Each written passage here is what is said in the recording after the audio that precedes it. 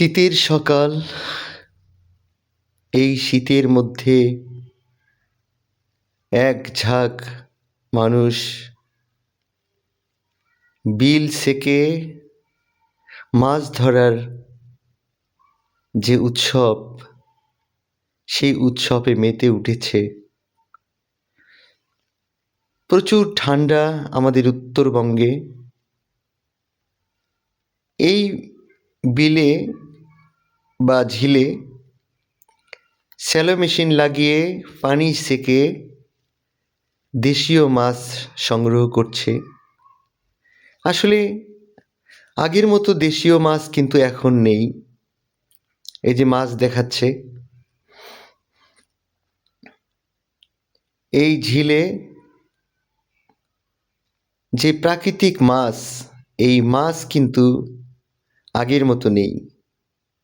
আগে একটা ডোবা সেঁকলেই প্রচুর মাছ পাওয়া যেত, কিন্তু এখন অনেকাংশে কমে গেছে। এর কারণ হিসেবে আমরা বলতে পারি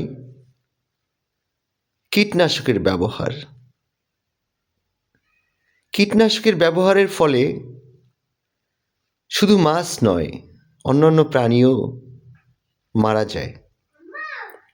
আমরা দেখতে পাচ্ছি এখানে মাছ শিকার করছে অনেকগুলো মানুষ, যে মানুষগুলো এই প্রচণ্ড শীত উপেক্ষা করে তারা মাছ ধরার চেষ্টা করছে কাদোর মধ্যে থেকে। অনেকগুলো লোক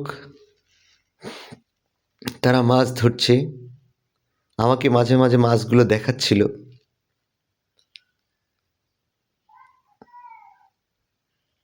কেউ কেউ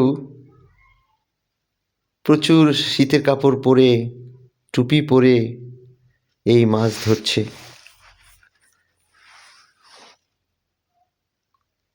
এই যে দেখতে পাচ্ছেন, পানি শুকিয়ে গেছে, পানি শুকিয়ে নিয়েছে।